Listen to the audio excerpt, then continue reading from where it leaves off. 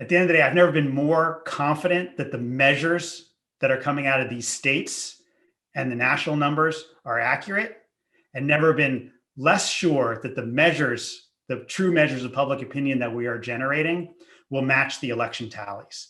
There's so much uncertainty around what's going to happen on election day.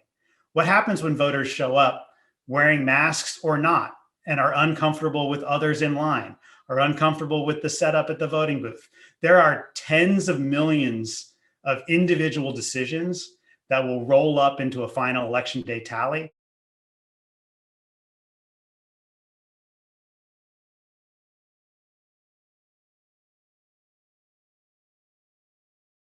Election days are opportunities for pollsters like myself to make sure that we're measuring things in exactly the right way. And I say exactly the right way, it's always plus or minus. You always hear that, like plus or minus this. Most people dismiss that. Like they don't consider the uncertainty. One big change in polling since 2016 is everyone knows that plus and minus is real. Like whatever certainty we had in 2016, we knew there was uncertainty, and we failed as pollsters to communicate that adequately to the general public and even experts like yourself, where you thought they saw this measure and like, oh, well, then that's going to happen. And so there's a lot more hubris there now in my profession and in all political watchers than there was 4 years ago. So we measure things, we try to do it well, we do the best we can. I think one of the things that's different now is there's a whole lot more paranoia about it.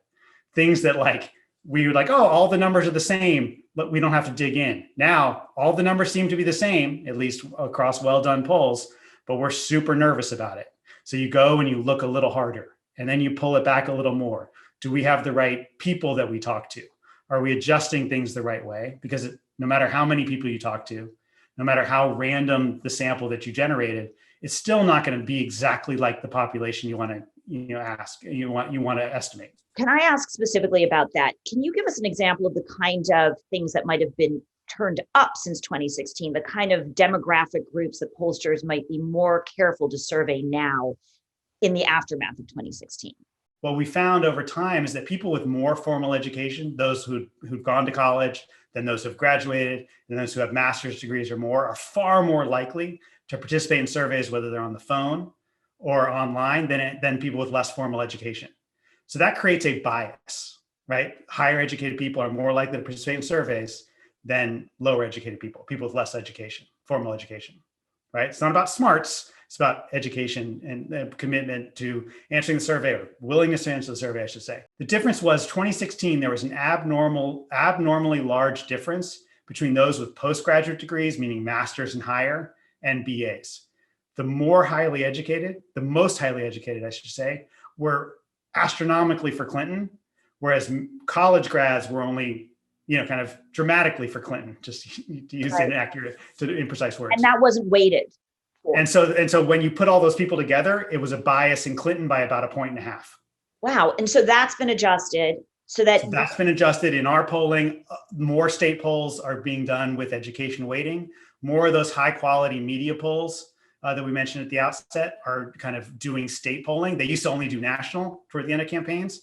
Now they're moving to state. So what you're saying is that there were a number of state polls that we relied on that weren't that reliable last time around. And so more reliable, massive organizations are now going and doing state polls themselves, whereas That's right. Higher quality polls are doing it better at the right level of geography. And so that's a big difference.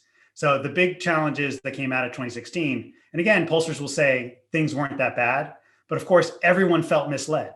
So it's natural to think that the polls didn't work, when in fact, as measurements, the polls weren't that bad, but they had some clear misses, and that was consequential. And one of the misses, you've hinted at this, but I just want to put a point on it, is how we, the professionals, interpreted the meaning of the polls to the public, and sort of saying, because the odds so heavily favor Hillary Clinton, we predict she will win.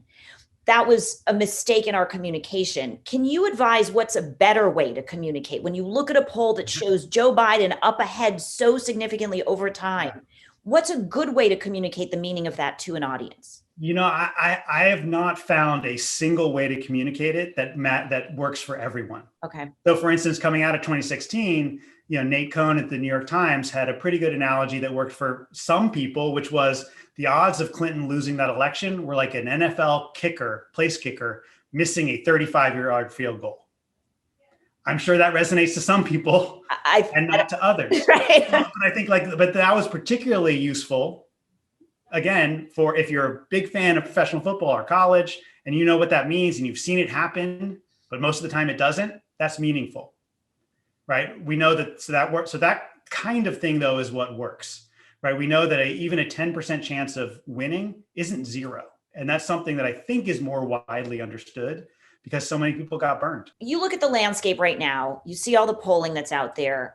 Joe Biden has this substantial lead that has not eroded, but we're all told to look at the states. So are there specific states you're watching right now?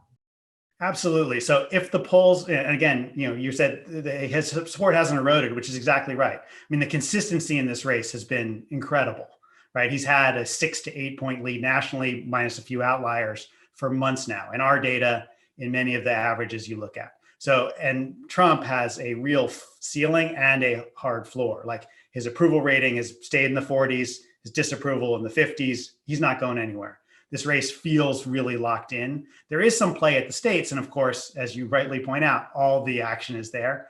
I'm looking at Pennsylvania. That was all the focus of the second and final presidential debate.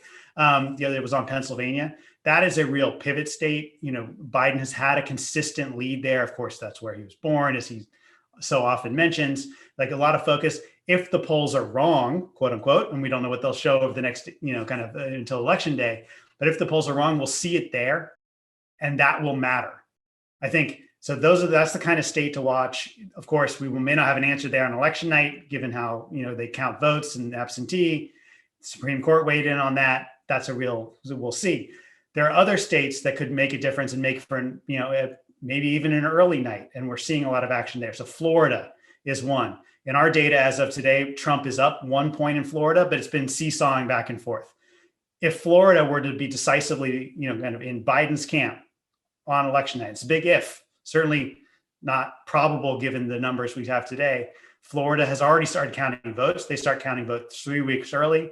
They're a quick counting state for their election day voters. That's the early night close on the East Coast.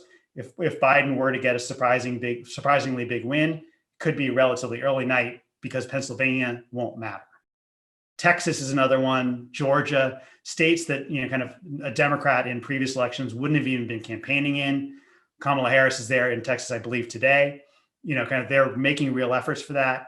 That's the difference between a kind of Biden win and a Biden blowout. So those are states to watch in terms of kind of as the wind blowing that way. Kind of Florida, Pennsylvania are the keys to watch for Trump and kind of is this going to be close or not? And then, of course, there's the other states that were the difference makers in 2016, Wisconsin and Michigan. We have those clearly in Biden's camp, and they have been for the 5 weeks we've been releasing numbers. So no real change there. There are not a lot of people undecided. There haven't been all along. People have their minds made up, but whether those people are going to vote and how those votes are counted and publicized and how the news organizations process those results, a lot of uncertainty there. That's such a good point because we all think of it as like there are all these voters who are going and they just have to make up their mind and we're just trying to measure who they're going to vote for, their preference. But what you're saying is there are people who are occasional voters, sometime voters, who like the day of might decide not to vote or might show up and get annoyed in line and leave. And no matter how solid the polling is leading in, those are like last minute decision factors that could completely change the outcome. So you're really looking at day of uncertainty. That's absolutely right for those occasional voters and a lot of young voters. It's also about older voters. Older voters are among the most reliable. And so older voters, reliable voters, what are they going to do on election day? They're, of course, the most vulnerable for, kind of to be, have severe consequences from COVID-19.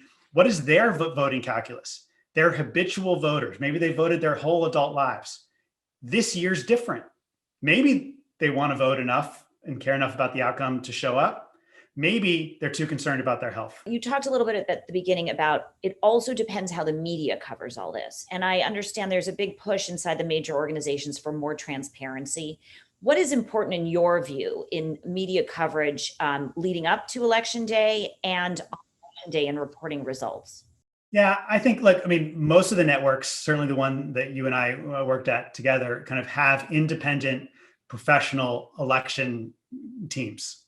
I believe that the networks and those in the AP that look at the vote tallies will kind of give us real solid guidance on how to think about those numbers on election night and beyond. But there'll be lots of voices that we can't trust, and it's going to be confusing. And I think about the two sides. What if one side declares victory? What if both sides declare victory when, kind of the major media organizations haven't? It will be a confusing moment.